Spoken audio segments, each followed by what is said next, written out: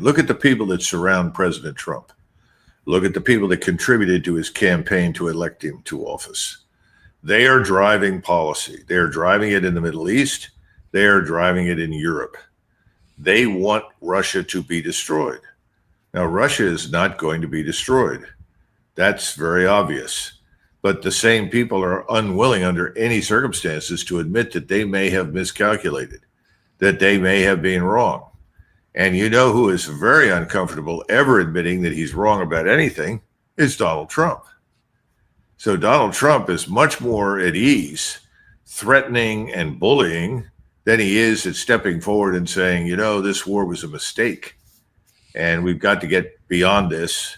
And therefore, we have to have a team sit down, establish Russia's interests, what they are, and what they demand, understand clearly, and see if we can find a way to breathe life into the comatose body of this nation called Ukraine.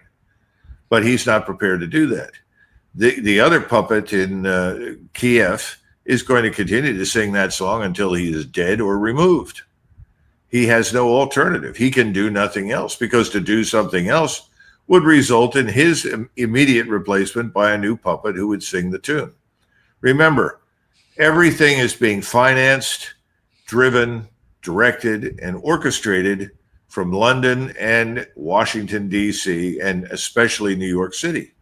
Who's doing it? Who are the billionaire oligarchs that are demanding these actions and pushing these policies?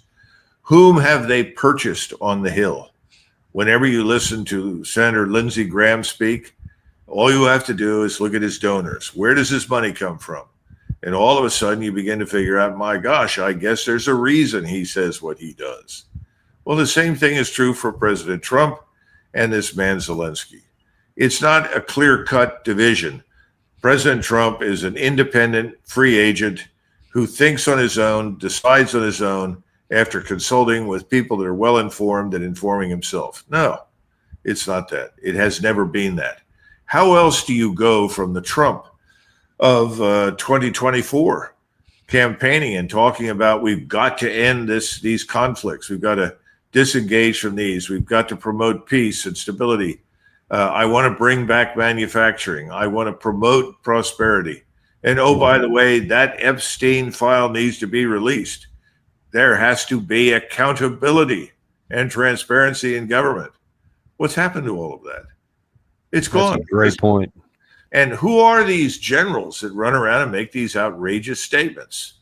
You know, just a couple of years ago, we had some Navy admiral talking about fighting and winning a nuclear war. Now we have this man, Donahue, one of the co-architects of the disaster associated with disengaging from Afghanistan, who for his incompetence has now been promoted to 4 stars. And he's now threatening the Russians over Kaliningrad, this small slice of East Prussia that was given to Stalin by FDR towards the end of the war. Well, I think that's regrettable. I'm sorry East Prussia went out of business. I'm sorry Prussia went out of business. But unfortunately, it's out. It's done. We can't reverse that now. And the Russians actually tried to sell it, by the way, when Gorbachev was in power, when the Germans were buying East Germany. But the theory was we've spent too much money already, so they didn't buy East Prussia. Well, the Russians have made good use of East Prussia. They've got a port there. They've built factories there. They have a population there. They have actually restored much of what was German and Prussian in East Prussia. It treated the Germans very well. I think the bottom line is you can't reverse this, and you shouldn't try. That's done. Nobody goes to war over that now. That's sort of like Taiwan. You know, Taiwan actually speaks Chinese. I mean, what do you want to do? Make them speak Japanese? I mean, this is insane. The whole thing is crazy. But we're engaged in this, and here's a general that steps up and says, in a few days, we can run right over this and take it. This is also an architect of many failed operations back on the Dnieper River, down near Kherson. You're familiar with that, Dan. Yeah. He's got a really awful track record, both in the withdrawing from Afghanistan and in the offensive in 2023. Just hideous. Well, remember when we were on active duty, how many times did people repeat the old adage in our officer corps? Screw up, move up. Move up. And that's what's happened. There's been no accountability, no transparency. But he's one of our guys. We're going to push him forward. One of our guys. That means he'll repeat whatever stupidity you want him to, and he'll try to execute it as long as it doesn't come at the cost of his life. And that's in the military realm, and you're talking about I guess this globalist elite, whatever, who wants this. I think that also extends into influence people, especially on major television networks, because that's where they still live right there. And here is Bill Browder on, I think it's Times Radio video broadcast that they do a lot, repeating some of the same things that Trump did, talking like what he said is a really good idea. I look to the Lindsey Graham secondary sanctions bill, which would impose 500% sanctions or tariffs on countries that buy Russian oil. So if you're China or India or Turkey and you're buying Russian oil, and all of a sudden you see the prospect of 500% tariffs on all your goods going to America, where are you, whose side are you going to be on? You're going to be on your own side, and you're going to say, you know what, it was nice having that cheap Russian oil, but I'm not going to risk everything else I'm doing for that, and let the Russians sell their oil to somebody else. And if that were to happen, the Russian oil would eventually find its way into the market somehow, but it would find its way into the market at like $20 a barrel. And if that were the case, they'd find themselves pretty much out of business in a short order, because the only thing that keeps Russia going right now is the sale of oil. If they don't have the sale of oil, they can't afford the war. And if they can't afford the war, then they're forced to come to the negotiating table. I mean, do you think that somebody that's of his stature is really not understanding that those sanctions are not going to work against China and India? It's not going to result in weakening Russia, or that what do you mean oil by could go down to 50? What do you mean by stature? Well, he's being billed as this expert by Times Radio, and he's put up because he looks good, et cetera. So he's being promoted as a stature. Where does he live? Is he living in New York City right now, or is he back in London?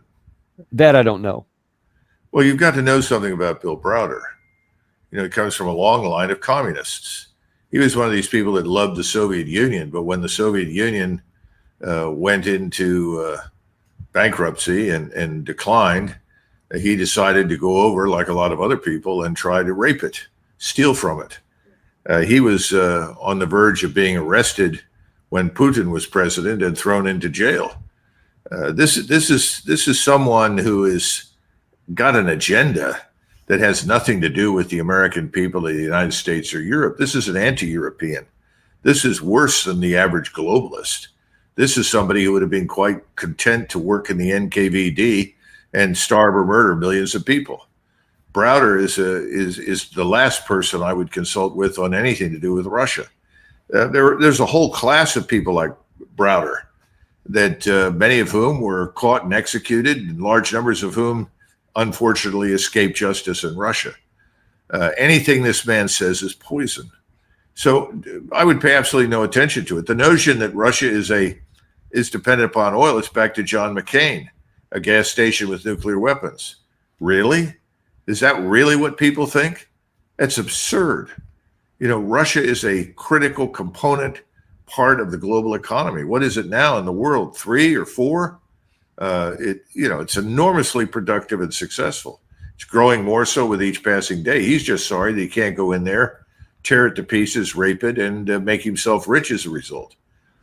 I think he's the last person I would listen to on. Right. No, that's the point. That's the last person you would listen to because you're intelligent and you're knowledgeable. But most people aren't, and so they listen because he looks good on camera. But is that narrative something that's pushed by people who want to support what President Trump is doing for whatever their reasons are? I'm sure that Tony Blinken and Howard Lutnick and Steve Witkoff and was it Feinberg and any number of people serving in the NSC staff and in the administration, all of these Israel firsters, I'm sure, would sign on for that immediately. The Israel First group is, to a man, anti-Russian. And this has to do with the histories of their backgrounds and their families and their hatred for Russia and Orthodox Christianity. It's just a waste of time listening to these people. We have to be, if we're going to survive on this planet, we have to be Americans first.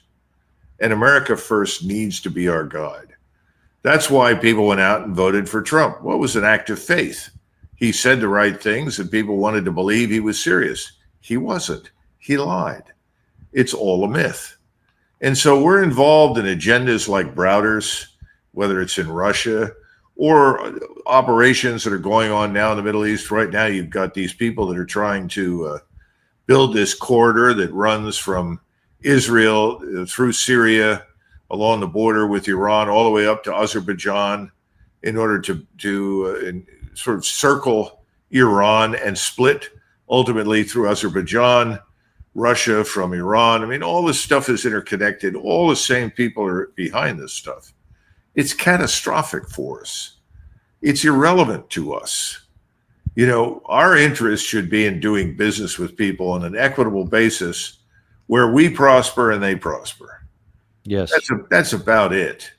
Now, you involve yourself in all of these strategies that are coming out of Israel and out of Kiev and out of New York City and London. You end up in a position where you could go to war at the drop of a hat with Russia and China that could turn nuclear. And people don't seem to get that. We're operating in other people's backyards that matter to them. These places don't matter to us. They just don't. Yeah, it shouldn't anyway. But then you got the Bill Browders there. You got the Lindsey Grahams that are pushing this, and we also have on the news front the Jack Keanes. The Europeans were very clear. This is not a money issue for us. We're going to pay whatever it costs to take care of Ukraine, and we're going to purchase the weapons from the United States and do this. So they are really all in here. And where the president is, he's all in as well. Putin has got to be taking notice of that. He wanted to undermine our resolve in the Europeans, and he certainly wanted to break the will of the Ukrainian people to put more pressure on Zelensky so he would make major concessions. Big picture, Putin has been at war for 41 months. He still hasn't taken significant territory in Ukraine. His presidency is at stake, and he wants those concessions being made by Zelensky, and he wanted them to be supported by the President of the United States. It is not happening. So he has to begin to rethink where is he and how much stake is he going to continue to risk his presidency by this involvement. Risk his presidency. President Putin is risking his presidency. So what do you make of that charge? Because everything kind of centers on whether this is even a good idea or not, on the contention that Russia hasn't taken, I think the number is like 1.5% in the last 18 months or something like that. Ergo, this is just a pointless war. How do you see it? Well, first of all, remember you're dealing with another Army infantry officer who equates seizing and holding ground with success. The Russians have been very disinterested in territory or terrain and preeminently interested in destroying the enemy force. That's how they've won wars in the past, and that's how they'll win this war, by destroying the Ukrainian armed forces. So we need to understand that. It's not what you hold on any particular day. It's how much is left of the enemy that you're fighting. They are going to annihilate what remains of the Ukrainian forces. There isn't much left, Dan. You know that as well as I do, that anybody who thinks otherwise is delusional. But we have a lot of delusional people right now. Now, the second part of this is the implication that, Putin's in a lot of trouble. He could be removed. Well, President Putin is not in a lot of trouble, and President Putin will be there when Trump is long gone, I suspect.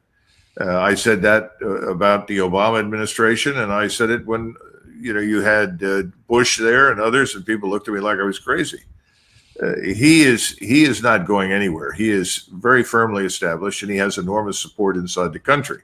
Support, by the way, that can be confirmed through independent polling, contrary to what the usual suspects in New York City and the mainstream media are trying to convince people. So that's the third thing. And the fourth, the last piece is this. It's back to what we said at the beginning. The Russians are not going to walk away from this until the cancer is eradicated. That cancer will be eradicated. And what's happening right now in these various battles of encirclement is the last remnants of the Ukrainian force are being annihilated. They will be gone shortly. And then the focus will turn westward, and it will turn towards Kiev. And eventually that focus will turn down to Odessa. That's what we're going to see, because I think it's becoming very clear that we will not understand the truth until it is shoved in our faces.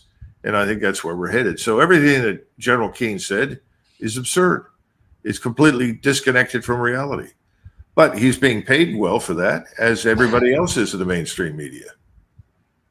So do you think that in terms of having that reality shoved into our face when we finally get it, I worry a little bit about if what you say starts to physically manifest, and we'll just stay south for the moment, and if Russia starts moving beyond the current line of contact, they have a breakthrough somewhere, and they actually start putting Odessa at risk. That's where I fear that we could get stupid and potentially escalate this. So how do you see that concern? Well, it's hard to imagine that we could become even more stupid, but I've been proven wrong in the past on that one. Yeah, don't camp on that one. Let's pause for a moment and consider that. The Russians are in a far better position right now to wage war on land in the region, that is Central East Europe, than we are. You know, we have very few forces on the ground over there. What is it, 100,000, I think, and most of the logistical infrastructure and support is provided locally or by contractors as usual. We're rotating troops in and out. How much are they training? I don't know. What's the morale, the quality of leadership? Given Donahue's stupid remarks, it doesn't give me much confidence in the leadership. Then you have to look at the people that live in those countries along the borders. Is there great enthusiasm for marching into Ukraine to stop the Russians from seizing Odessa or seizing Kiev? If there is, I haven't seen any evidence for it. I'll be over there this fall. Perhaps I'll find some evidence for it, but I don't see any. So I think the great danger is that we are going to once again encourage or allow the Ukrainians to engage in long-range strikes. And I don't think the Russians will take it very well, and I think the consequences for Ukraine will be profound. And beyond that, depending upon where these strikes come from and who manufactured the equipment, it could have consequences for us and people living in Central East Europe, particularly in NATO.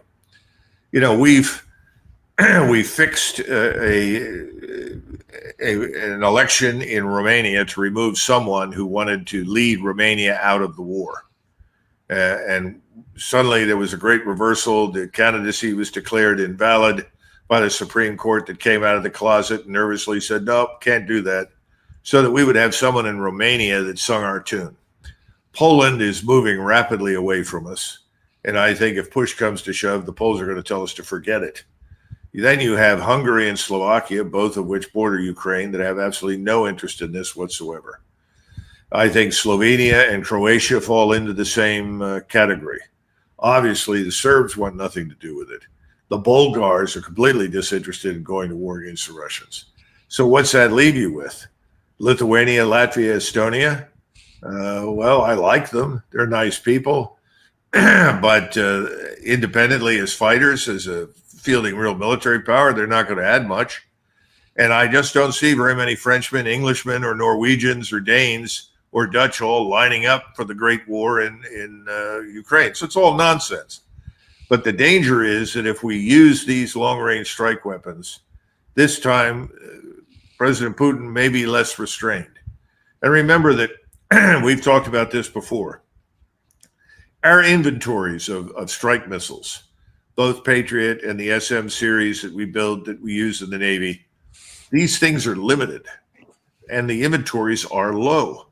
And our capacity to manufacture more quickly is low. And the performance of our air defenses has been very poor. If you go back and look at what happened to Israel in its conflict with Ukraine, right now it looks like only 35% effectiveness for our air defenses and Israel's air defenses. That means 65% of the missiles got through. Well, now move to Europe. And we know that Europe has no integrated air defense whatsoever.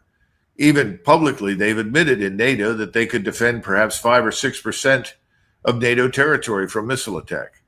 I guess what I'm trying to say is, again, the Russians have the capacity, they have the manufacturing base, and they are also backed by the Chinese, who happen to have the largest manufacturing base in the world. And we've given lots of incentives for the Chinese to do everything but work with us. Right. Under the circumstances, I see nothing good coming out of this deadline, particularly if it results in stupid action along the lines that you're saying. Anyway. I want to put this on the screen. This is something you actually sent me earlier today about the damage to U.S. missile defense systems during the Iran-Israel conflict. What jumps out to you on this? Well, this is from Rebar, but I've run it by some of my contacts in the defense industry, and they sort of said we're holding our heads down, but yeah, it's accurate. What we should take away from this is that 65% of the Iranian missiles fired broke through the air defenses and reached Israel. And only 35% of the missiles were stopped or disrupted or shot down. You know, this is very, very serious stuff. Then look at the consumption of ammunition. And the consumption of ammunition is not a minor issue, as you and I both know. We used up huge quantities of ammunition in a very short period of time. We can only build about 660 Patriot missiles every year right now with existing resources. Then you move over to THAAD, Theater High Altitude Air Defense. I mean, this is supposed to be the creme de la creme. And what's it say? Comparison of SM3 and THAAD. We didn't do very well. Iranian missile hits versus Iranian missiles intercepted. We intercepted very few. I guess what I'm saying is it's not just a question of quantity, but the quality of our equipment isn't very good. And the Russian quality is much higher. It's performing better. You know, it's back to this discussion you and I had a couple of days ago. People were saying, well, you know, Russians had a lot of tanks. They weren't working and so forth. And suddenly it was fine. I tried to explain to people the tanks that they've been using have not been used in the traditional role that tanks are being used or have been used historically. They're used as assault guns and direct fire to destroy fortifications, and sometimes as artillery. We did that, by the way, in Korea during the Korean War.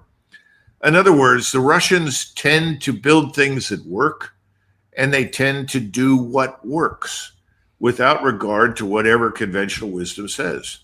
I haven't seen much evidence for that kind of thinking on our side. So if you combine that picture with the sort of uninformed thinking that we heard from Keane and others, I think we're in for a hell of a collision and a big disappointment. And there was a separate reporting out I saw this morning anyway. I think it was from the Times, and one of the British newspapers did an analysis that said that the reality in the Ukraine side, a lot of those things there was talking about the Israel-Iran conflict. In Russia-Ukraine, Ukraine claims every day that they have this the past week or so that they shoot down nearly everything that flies, both missiles and drones. But apparently the reality is somewhere around 30% are actually shot down. So even here, all the stuff that we've been giving them is still not very successful in terms of what actually gets through. So that should be not just a wake-up call, because we should have already been awake, but that should be a sober reminder. And so one wonders, is it really knowledgeable? I mean, are they really aware of these things and all this other stuff, like whether it's Keane or Browder or several of these others, Zelensky? They just want to make these claims knowing that we would never actually fight Russia, or would we? How do you see that? Well, facts don't matter until they do. And right now, the facts don't matter. You can say whatever you want. There's no competition.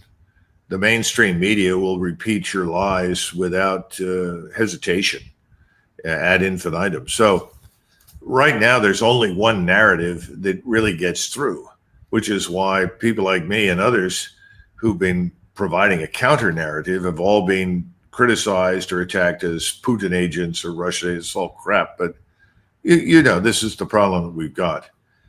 these facts will matter very much if we continue down this very dangerous road with Russia. Thus far, we have not had a direct confrontation with the Russians, but we're closer to it now than we've ever been. And my fear has always been that we would lose that confrontation on the conventional level quickly and decisively. The problem is then some damn fool would stand up and say, we've got to turn now to nuclear weapons. Right. Remember, we just had, because it was reported that tactical nuclear weapons were delivered to England. We hadn't sent any nuclear weapons to England in 40 years. Now suddenly we've delivered them there.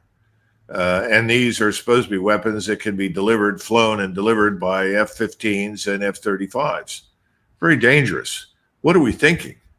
And then we are shocked when we find out that the Russians have pushed forward nuclear capable forces to Belarus.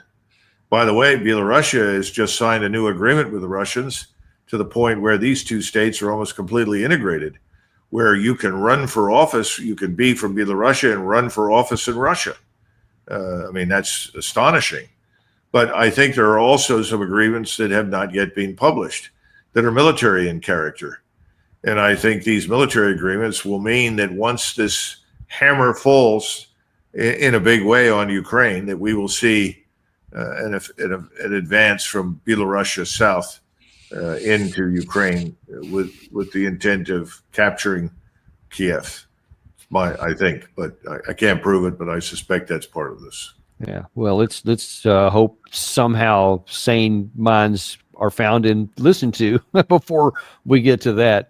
In the remaining amount of the time we have today, I want to shift gears into the Middle East. You brought that subject up a second ago, and the United States also has a credibility question when it comes to Israel, which you've already alluded to here earlier today. There is a big issue right now, which is finally belatedly getting lots of international focus, and that is on some starvation of a large number, or growing number anyway, of Palestinians on top of the death and destruction they receive from normal conventional means. And Trump was asked that at the same press conference when he was in the UK, what he thought about the claim that food was being blocked from the Palestinians. We want to get the children fed. We made a contribution a week ago of $60 million, all going into food. We only hope the food goes to the people that need it, because so much, as you know, when you do something there, it gets taken by Hamas or somebody, but it gets taken. But and we're prepared to help. We want to help. It's a terrible situation. He talks about that in the passive sense. It's a terrible situation, like we're powerless to do anything, but we're supposed to be the most powerful nation on earth, and yet these people are literally starving to death. What do you make of that? Between 1929 and 1932, there is an estimate that somewhere between 7 and 9 million Ukrainians were systematically starved, murdered, shot, deported by the NKVD under a man named Yagoda. There was also a Genrik who was with him at some point. These were NKVD types. People knew about it who lived on the borders. In other words, there were people in Poland and people in Germany, certainly in the Baltic states. They were aware of this mass starvation. It wasn't the first one.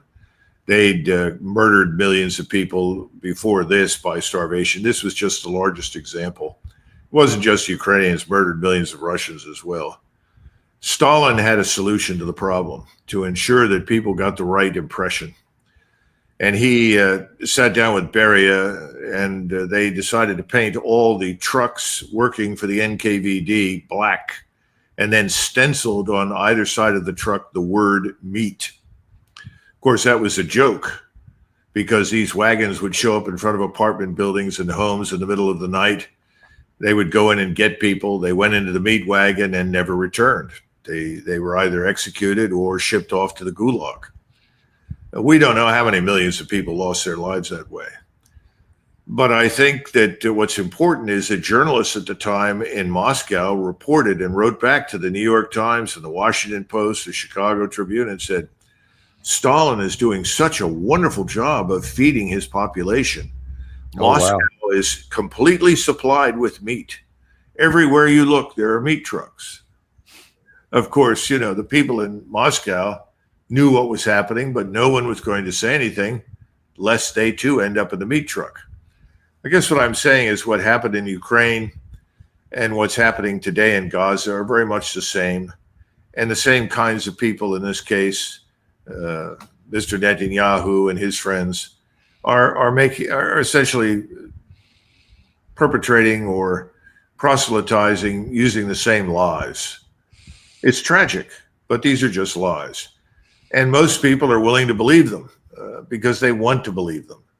I mean, I had a lot of trouble at the beginning with what was going on over there because I've been to Israel several times and I like the Israelis. I particularly like the senior military leadership, thought very highly of them. I remember saying, oh, no, it can't be. None of these things could ever happen. They would never do these things. Well, I was wrong. But I think a lot of other people still want desperately to believe. And you have Ambassador Huckabee, who comes on and makes outrageous statements that don't make any sense. And surely he knows better. I don't know how they manage to do that sort of thing. Well, and in fact, I'm glad you brought out Huckabee because I want to ask you another question. We started this episode off here by you saying that Trump seems to have a God complex, especially when it comes to the Russia-Ukraine war, that it almost seems to be in reverse here because, and I won't show the clips here, but we did in a show earlier today where Netanyahu stood there and just like pounded his fist on a desk practically and said, there is no starvation. It's not true at all. And then yesterday, Huckabee goes on Fox News and says, no, there's not any of that. In fact, these pictures have been put up. It's actually kids who had other problems. There's no starvation going along. And if there is any anyway, it's Hamas's fault, et cetera. So completely backing what Netanyahu said. But then yesterday, Trump, so at the same time, said this about starvation. But you've seen the areas where they actually have food, and the people are screaming for the food, and they're 35, 40 yards away, and they won't let them because they have lines that are set up. And whether they're set up by Hamas or whoever, but they're very strict lines, so we have to get rid of those lines. But we're going to be getting some good, strong food. We can save a lot of people. I mean, some of those kids that's real starvation stuff. I see it. And you can't fake that. So we're going to be even more involved. So I see Gary's popped it up here. So you just heard the last thing Trump said there, that you can't fake that. There really is starvation going along. You see the kids, and here's what Huckabee said. This idea that there is massive starvation by the thousands, a lot of the pictures that people are showing, they're not even realistic. In fact, there's one of them that shows a little boy. It's a terrible looking picture, tragic. But it turns out the little boy has a congenital medical condition. He's not starving, and the Israelis actually sent him to a hospital to get treatment. In another case, you see a child that is touted as being starving. He's next to his mother, who is obese. So somebody's eating. It wasn't the little boy, but the truth is he also had a medical condition.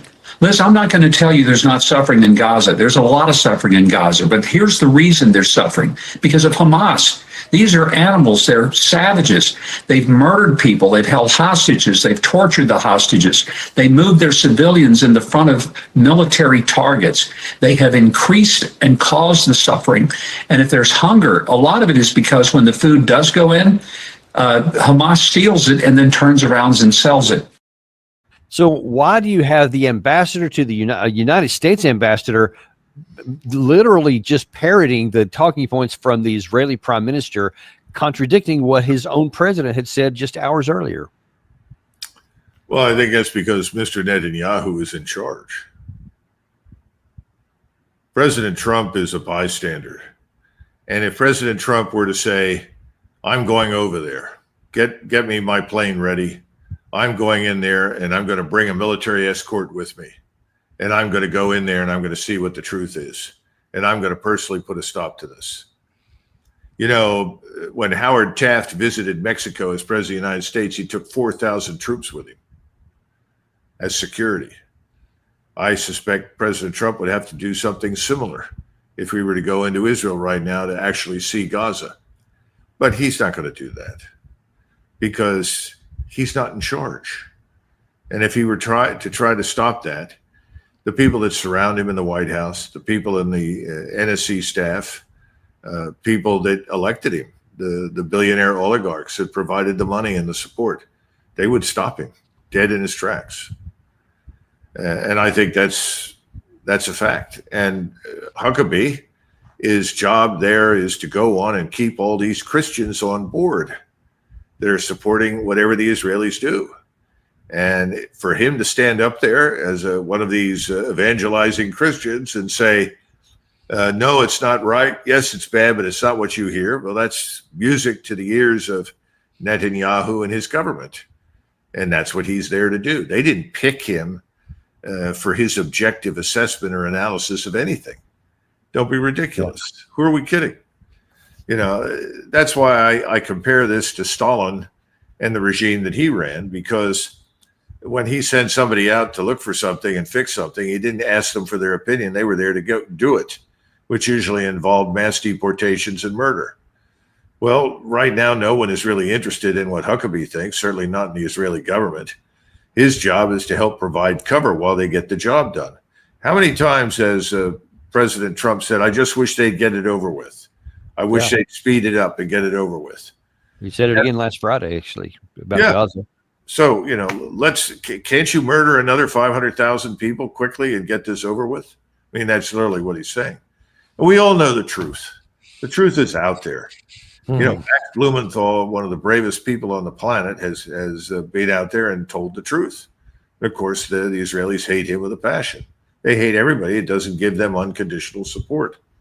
And that's Netanyahu. And right now, thanks to the ownership of the White House and Congress, he has the unconditional support of the United States government and the unconditional obedience of the United States Armed Forces. And I'm sure Kurilla would make that very clear in the event that we go back and do another round with Iran, which I think is inevitable. That will happen too. And we'll be back where we were before. You know, Doug, in the last bit of time we have here,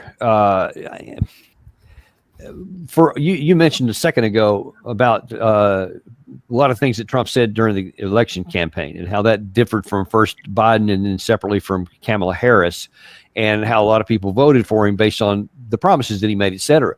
But when you're talking about especially the Middle East and in the Russia-Ukraine war, have you seen really any fundamental differences between the administrations of Biden and Trump? Only that I think President Trump has been willing to be much more aggressive than Biden was, even in the Ukraine war. He's done a 180-degree turn, and I think he's more aggressive than Biden was. Remember, Biden, even though he ultimately, what's the right word, sort of capitulated over time. Remember, he said, no, we can't give the Ukrainians F-16s or F-15s. That's too dangerous.